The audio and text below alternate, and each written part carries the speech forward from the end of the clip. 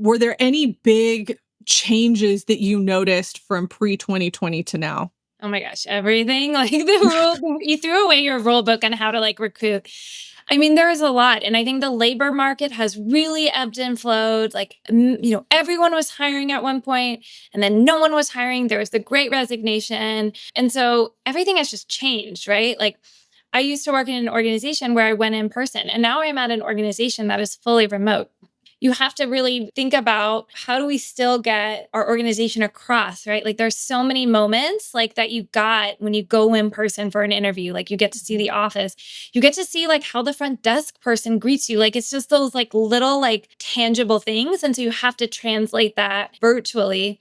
And then I think, if anything, I think like AI in hiring and job search has really, really just been the biggest change from what I've noticed over the past 5 years. We have an AI guide for candidates. Like if you had told me like 2 years ago, I would have like something in writing on how candidates can and cannot use AI in our hiring process, I wouldn't have understood.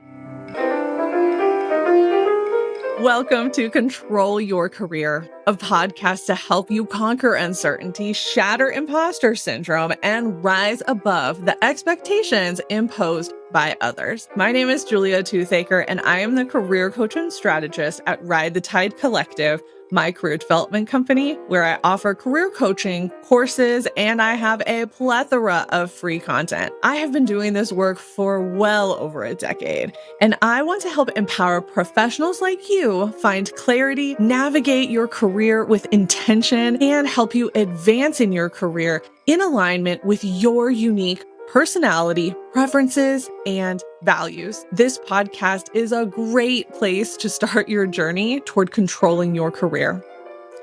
I'm bringing back the ever popular Recruiter's Perspective theme for season 11 with a new group of recruiters and talent acquisition professionals to help you understand the hiring process from their lens. We'll be digging into resume and interview tips, talking about how the ATS works, looking at the history of the job market, and we'll be tackling hot button topics in recruiting and hiring. This is going to be a season full of great advice, tips, and uncovering the truth about the hiring process from those who are on the front lines of hiring. Find this episode and more at ridethetidecollective.com and connect with me on LinkedIn, where I post career information and inspiration to help you control your career. Welcome, everyone. We are back with another episode, and as always, I love the guests that I have on for every episode. They all seem to bring a little bit something different, and this guest is no different. We have Katie Rakusin from Merit America, which is a really amazing program that I'm excited for you to talk about, Katie.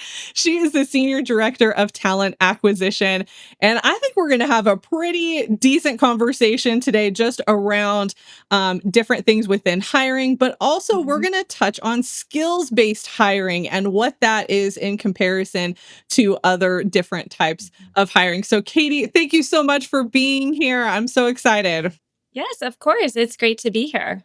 Yes. So I would love for you to just kick us off. Let us know what your background is and how you got to where you are today. Yeah, no, that's a great question. And it's like what you get asked in interviews. Yeah, Tell me about yourself, Katie. So, like I said, I'm Katie. I am originally from North Carolina and made the move to DC almost, oh my gosh, 2 decades ago. And I started my career in education. So I taught special education in DC public schools. And then from there, being a teacher, it was really hard. It was really exciting though at the same time, but I was trying to think of ways that I could expand my impact beyond the classroom. And I saw a role for a recruitment associate at a charter school system in DC, and, went through the entire process, like really liked the folks that I met, and, was like really excited to do some student recruitment. And I showed up on day one and realized I was a staff recruiter. So I had gone through the entire process thinking I would be looking for students, but was actually going to be their first ever staff recruiter. And honestly, was all meant to be. And it also is a good reminder to always have really clear job descriptions and be clear in the hiring process. But it was so in that role, and I stayed at that organization for almost, I think it was 12 or 13 years, and really was able to, Wow. to build the recruitment function from the ground up and see the charter school that I worked with go from, I think it was 7 schools to 20 by the time I had departed. And so Wow. I, held several different positions on the talent acquisition team there and then transitioned out of that organization in August of 2022 when I joined Merit America as their founding director of talent acquisition. So I got to, be a part of another really amazing nonprofit and get to build that talent acquisition function from the ground up. So my entire career has been in education, in nonprofits, and then by happen chance, like landed in talent acquisition. And we get to just do really amazing work here at Merit America. So Merit America is a nonprofit organization that offers sustainable skills training and best in class coaching to adults in low wage roles. And so, our mission and our goal is to really break that cycle of poverty and build a new pathway to the middle class. So I get to find the people who get to work with our learners. I get to find, the staff who are, building the systems and the processes. And it's been really, really cool to be a part of this organization. I love that. And I'm going to go a little off book because I want to really highlight your career transitions Mhm. because even though we're talking about recruiting and all of that, I think hearing your story and your background is something that people need to remember because I know that my network is a lot of educators Yeah. from K all the way through into college, university level. And a lot of times they do want to transition out for Mhm. various reasons and think that there is not a path. Mm. And so anytime I have an educator on here, I'm like, oh, I love that you were able to make that transition and do something seemingly just as impactful, just in a different way. So I love that you shared that part of your journey with us. Yeah, and teachers have so many transferable skills. They're doing data analysis, they are working with urgency, they are, have to be incredibly organized, have to be strong project managers, have to work with people across lines of differences. And I think so highly of all the teachers, especially in this post pandemic world. And they're truly doing amazing things and have so much to offer, if they are interested in leaving the classroom. Yeah, I agree. I agree. And thank you so much for giving that overview of Merit America because I know about it just from Yeah. being in education for a large part of my career. And then my parents were also K-12 teachers. And so it's just one of those things you just know about. Yeah. But I love the mission and the work that y'all are doing. And I'm glad that we get to talk about that and spread the message. One thing that I do want to touch on really quickly, because you are working for a nonprofit, you're hiring Mhm. people for a nonprofit with work that is very, very specific. Are Yeah. there certain traits or how do I say this? I'm totally going off book, you guys. I did not have this question planned. I I'm interested in, are you looking for a certain kind of drive or vision that employees have for themselves working Mm. in a company like that? Does that make sense?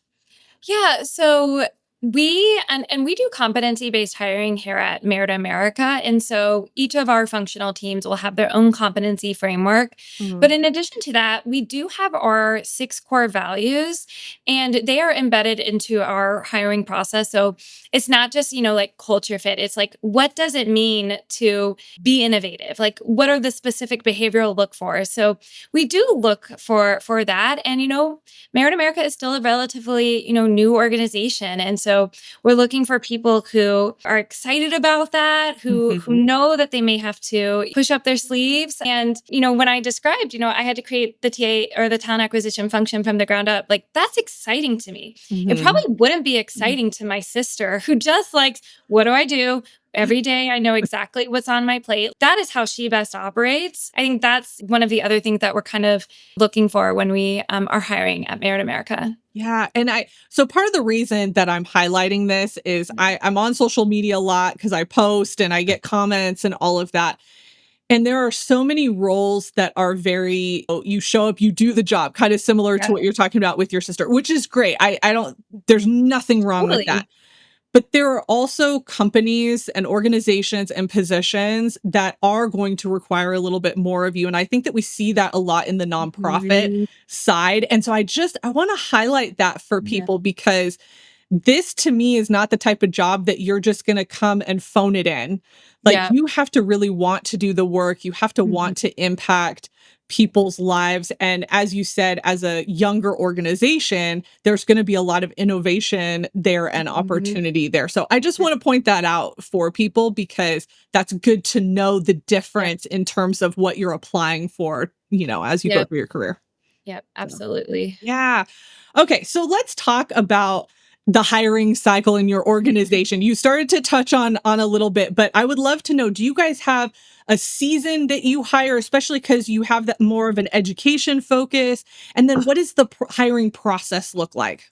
Yeah. And so when I was a teacher recruiter, we definitely had a clear calendar. Like we knew when we would post roles for our teaching positions for the upcoming school year. We knew when we needed to do the bulk of the hiring, the bulk of the outreach and cultivation. And it was a little different coming to Merit America when it was like, if we have a backfill or, we were approved to hire this new role. And so there's some level of predictability, but it's also like, again, that part that I find exciting of like, oh, well, we have this need. Let's create a role. Let's find someone who can fill it. And so it's not as common as like those of you who do, staff recruitment for a school or a charter school. And our hiring process is multi-step. So we do have an online application. We use the applicant tracking system Greenhouse, which I could sing so many praises about.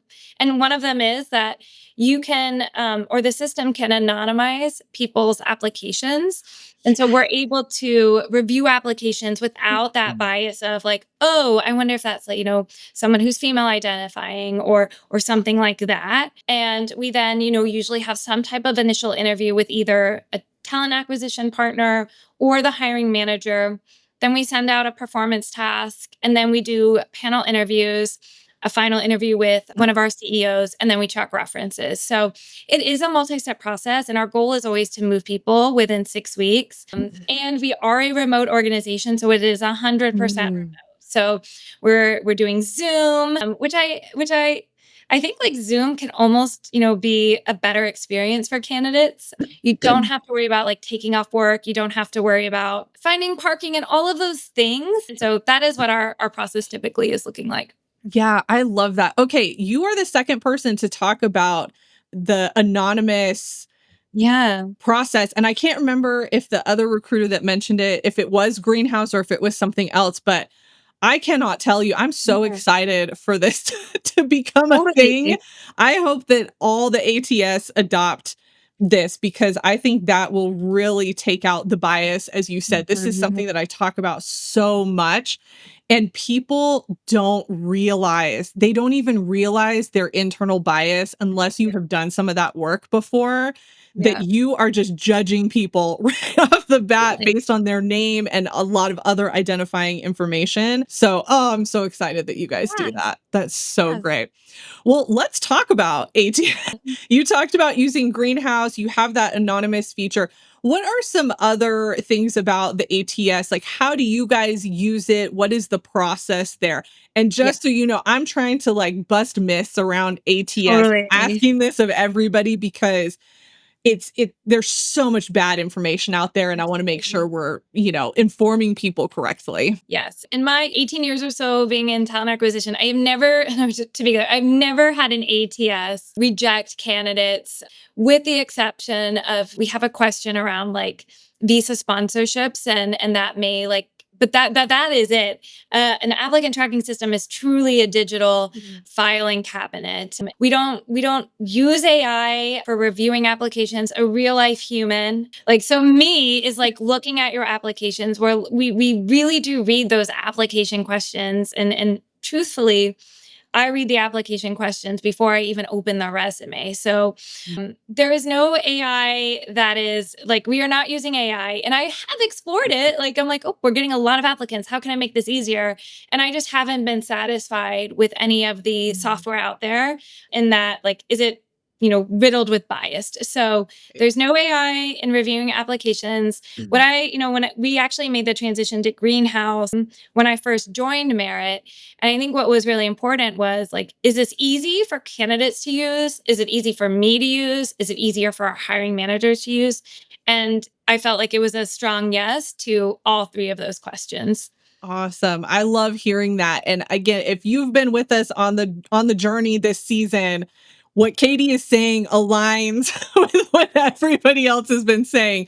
So Yeah. I think this is so good to hear that we're getting the same information from recruiters who do not know each other. So I Totally. think that's good. Okay. So let's jump into resume tips. I know this is something that people really want to know. What are you looking for? What are some of your top resume tips for candidates? Yeah. And it's so funny because I was just working with one of my friends on their resumes, and gosh, you could Google resume tips and you're going to see millions and millions of things. And I think, like, to be completely transparent, this is my preference, right? Like, at the end of the day, I am a human. And so, no, I don't really care how long your resume is. But I think, like, some tips that I would, tell folks, and what I do tell, my friends, my family who ask me to look at resumes is like, always, think about how you can really lead with impact. So, using bullet points that start with that strong action verb and highlight results. So, like, Mhm. I increased engagement by 50% in 3 months. And, I've heard a lot of people ask, like, should I tailor my resume to every role? And I don't think you need to do that. Like, let's be honest, no one can do that. If people are applying for hundreds of roles, like, you can't have a specific resume for each. Right. When I was talking with one of my friends who, is a social media manager, they're looking at roles in social media, but also in communications. And I said, I think you should maybe have one that's like specific for social media, one specific for event planning, one specific for, copyright. And the last, thing, and I could talk so much about this, but like keep it clean. And like I don't love that, but like sometimes, design does matter. Like if I'm looking at your resume and I see wonky formatting or like a ton of white space or zero white space or super super tiny font, again, like I would rather you just have like a size 11 font and like 3 pages than like 8 and I have to kind of squint. And then the last thing I would always say is like, and I tell people this, like make sure you're saving your resume as a PDF. And I would do like your last name, first name. Every time I open a resume that says like new resume in all caps, I'm like, whoop, who are you? And then I say the PDF, and I know that's not innovative advice, but formatting glitches can happen, right? And you could like go from having a beautiful resume to one that kind of looks like robot font or something. Yes. So I think like those are some of the ones that I would keep or what I would say off the top of my head. Yeah. Okay. I love all of that. And some of those have not been said yet on the podcast. So I love that you're sharing them. I feel like this obsession with length. I was talking about this in Mhm. another interview. I think it came from the days when we used to print, Totally. and we didn't want to have multiple pages, but that's not the case anymore, right? Like Mhm. everything's online. And so Yeah. I think there's so much still like antiquated advice Yeah. out there that's still seeping in, Totally. making its way through. But also I want to reinforce the naming of the file. This is such a small thing, but people Mhm. do not think about it. Even as a career coach, if I'm reviewing resumes and stuff, it's Yeah. not as big of a deal for me. But some of the titles that people come Yeah. up with for their resume is so funny to me. And I'm like, just name Yeah. version 1, name version 10. That's fine. Right. And sometimes like a recruiter could have like 10 resumes open at one time. And it's just like, oh, Right. that's the one I need to be looking at right now. And yeah, I think that's a Yeah. small Yeah. thing that hopefully you can turnkey. Yes, so simple, so simple. Julia here. Are you feeling stuck in your career, unsure of how to break through to the next level? I'm excited to share a transformative opportunity. The Career Advancement Intensive. It's a focused 1-day experience designed specifically for ambitious professionals ready to define their career path. In this immersive session, you'll work one-on-one with me to help you gain fresh insights into your professional strengths and uncover opportunities for growth. Together, you'll clarify your goals, refine your personal brand, and develop a strategic roadmap tailored to your unique aspirations. Imagine leaving the day with renewed confidence, a clear vision of your next steps, and practical actions you can implement immediately. As a bonus, you'll receive additional resources, tools to enhance your resume, optimize your online presence, and deepen your understanding of what drives you professionally. Not all coaching requires a 6-month commitment. The Career Advancement Intensive is perfect for ambitious professionals who want answers and strategies quickly. Before committing, let's make sure that this program is the best option for you in my complimentary Career Coaching Clarity Call. The link will be in the show notes and description for this episode. Now, let's get back to the show. Okay, let's shift into the interview because Yeah. I know that's another area that people get really nervous about and they're not sure about. What are some of your interview tips for people? Yeah. And so I think like one of the things that I tell folks is hopefully the recruiter is sending the job description when you're in the interview process. Because I know so many people applying, you may be like, what was that one that I'm about to interview for? Like, I can't remember the specific details. But one trick I have found, even if the role is not posted anymore, like if you Google like the organization plus the job title, sometimes you'll see the job posting still. It may be archived. I just Googled my own job here at Merit America and I could still find the job description. But I also think it's okay to ask the recruiter, like, hey, do you have like a copy of the job description so I could really read it? So I would just really look at that and try to do almost like a skills analysis of like, what on my resume like totally matches? And then what are some things that the recruiter may want to know more about? I would say do your homework, right? Like make sure you do the homework of looking at the organization, looking at the role. And listen, like everyone is using AI, right? I think it's totally fine to copy and paste that job description into Gemini, ChatGPT, and say, what are some potential interview questions I could be asked? Mhm. Just so you're already thinking about it. And so I think like those are some tips that I have. And I think like when you're in the actual interview, it is also, and I know there's the power dynamic, right, of the recruiter, the interviewer, and the candidate, but it is totally fair to say, like, can I have a minute to think about that and just like Mhm. make sure you're thinking about what the question is or asking could you repeat that? I am not going to ding you for wanting just that clarification. And one trick for recruiters out there, when you have like a Zoom interview, it is so easy to just copy and paste the interview question into the chat so that the candidate can read it and see it. And so we tried that on a whim and it was got so much positive feedback and the responses are so much more aligned to the question because they're able to look at it and be like, did I answer that? Yes. Because we're definitely we have questions with a lot of follow-up questions Yeah. too. That's what I would recommend. Okay, I second that because I will tell you, I am a visual person more than I'm an Mhm. auditory person. Yeah. And sometimes it's hard for me, especially if it's a multifaceted question or there's some context to the question or something like that. It's hard for me to keep Yeah. track of all those pieces, and so, oh my gosh, putting it in the chat. Okay, if you're a recruiter listening to this, please do that. Yeah. Please do that on Zoom interviews. That would be so helpful for so many people, and I know we've talked about, just, like, equity in Mhm. applications and, applying all of that. This is one of those things that I think just makes it easier for people, and gives everybody a little bit more of a level playing field when it comes to interviewing. So I love that. All right, let's talk about cover letters. This is always such a dicey topic Yeah. with people, but how do you guys feel about cover letters? Are you using them? Are you not? Yeah, so we don't typically ask for cover letters. We do have application questions, and one of them is Mm, almost always, why are you interested in this role? Why are you interested in Merit America? Then sometimes the second question is what transferable skills do you have that may not be demonstrated on your resume? And so, okay. like I said earlier, we definitely read those application questions. And so with the first one kind of being like a cover letter, like they're not done in vain. Like we're looking to see is there alignment with interest and experience in the role. And it kind of shares more details that your resume may not. And so application questions, I am a fan of. I think cover letters, and I was talking with someone about this recently, like if an organization requires one, I would do it. And I Mhm. would say in my experience as a recruiter opening cover letters, 80% of them are just like the copy paste, like, I'm excited for this role at your organization.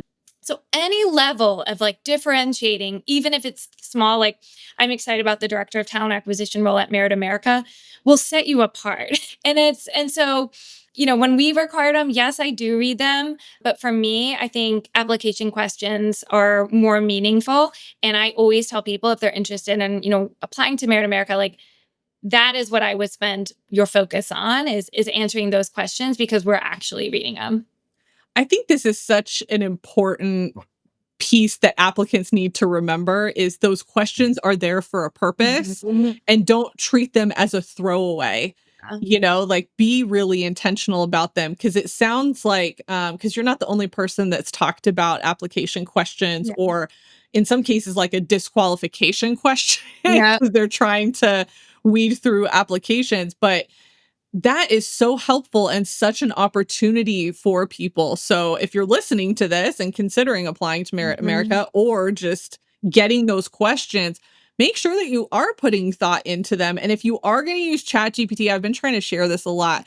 Make sure that it has your voice or Yeah. that you adjust the language, or the cadence to be your voice. Cause I think that's one of the big misses when it comes Yeah. to using AI tools is it just doesn't know what you sound like. So Mhm. as much as you can, edit it to be that.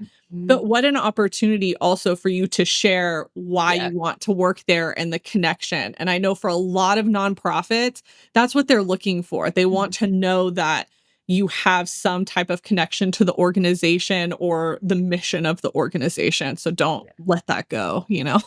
Okay, let's talk about how recruiting has shifted. You've been in it for a minute, Mhm. but 2020 I think was such a big shift for everyone and I know we did see a big shift in hiring. What did that look like for you, especially being a nonprofit? Were there any big changes that you noticed from pre-2020 to now? Oh my gosh, everything like the rule you threw away your rule book on how to like recruit. I mean, there is a lot. And I think the labor market has really ebbed and flowed. Like, everyone was hiring at one point and then no one was hiring. There was the great resignation. And so everything has just changed, right? Like, I used to work in an organization where I went in person, and now I'm at an organization that is fully remote. And you have to really think about how do we still get our organization across, right? Like there's so many moments like that you got when you go in person for an interview. Like you get to see the office. You get to see like how the front desk person greets you. Like it's just those like little like tangible things. And so you have to translate that virtually. And then I think the other, and it's funny because when you were saying that, I was like, oh, the pandemic and stuff. But if anything, I think like AI and hiring and job search has really, really just been the biggest change from what I've Mm. noticed over the past 5 years. We have an AI guide for candidates. Like if you had told me like 2 years ago, I would have like something in writing on how candidates can and cannot use AI in our hiring process, I wouldn't have understood. Like I still remember telling my team, like, I have this new website. It's called ChatGPT. Like, let's all explore it. Like it's just, and I think that has changed. And I think it's changed for so good in so many ways. Right. Like I think there's efficiencies being made. It's easier for people to, align skills with their resumes based on the job description. But I think that if you're not explicit with how you use AI, both on the recruiter side and how you expect candidates to use it, you could Mhm. unintentionally like ding folks for rules they didn't know existed. And so I think like AI has just been a huge, both positive and then also, I wouldn't say negative, more of a like, we have to really think about this. Right, right. Yeah, there's so much now that's Mhm. available. We talk about it can write a resume, it can write the Yep. cover letter, it can give you interview questions, it can do so much. But I think steering clear of an over reliance on it is what we have to think about, from the candidate side. So for those listening who, are thinking about Yeah. using AI or who have been using AI, make sure that's not the only thing that you're using. You have a unique voice that Mhm. needs to come to the table as well. And you don't want, the AI to take away from Yeah. that. It's a Yeah. tool. Yeah. Yep. You want it to enhance but not replace. Right, right. Okay, you mentioned this earlier. You talked about competency-based Mhm. hiring within Merit America. I've called it skills-based hiring. Yeah. I think there's a couple different names for it, but I would love for you to go a little bit deeper with what that means if Mhm. somebody is going into a hiring situation that is competency or skills-based. Yeah. And I think they're very interchangeable. So I think of competency based hiring as being, a hiring approach that really focuses on identifying and evaluating, specific skills, specific knowledge, behaviors, competencies that predict success in their role rather than looking at, pedigree, like what did you have a bachelor's degree in this content? And I think it's really great because I think it's more equitable, right? Like, I think it removes that, need to look at people's, educational background. And I also think from like a process side, it's so much fun to like, here are the competencies. You meet with the manager or the hiring manager before you even post the role. Like, what are the things that are needed for success in this role? And then you get to create these like structured assessment methods and materials to evaluate each of those competencies in the hiring process. And so it's not like, oh, we should ask this behavioral question because we hear that is what, when I Google questions to ask a data analyst, this is one that's coming out. You get to kind of really like sit down with the manager. And I think that helps both the candidate being able to demonstrate those abilities rather than assumed qualities. And it helps with the onboarding because the manager can look and see, like, this is where they scored super highly. And here's something that I may need to like support them more in. And so I just think then that carries over into talent development. And it's, just like a full circle of everything when you think about talent. And I truly like could speak about it for so much because I really believe it reduces bias. I think it improves your hiring outcomes and ultimately creates a more diverse workforce by focusing on what folks can actually do, Mhm. rather than what their credentials suggest they may be able to. Right, right. Okay, so what does that look like in the screening process? Like, are you having people do an assessment before they apply, or is there something you're looking for in the resume? How does that Yeah. work? And so, I mean, and that's why we have those application questions, why we ask about transferable skills. And so we don't, and when I think about our assessments, like that looks like, creating our phone interview guide and like here are the competencies. Like what is and what is a competency around, if I'm hiring a talent acquisition partner, I'm looking for like the competency of talent planning. And so I may, see like what are some questions I could ask that could probe more deeply into that. If Mm, I'm sending a performance task and I'm asking or I'm assessing someone's ability to, work across lines of difference, right? Like that's all recruiters do is they're working with every single person from candidates to hiring managers. Like, how can I assess that in a performance task?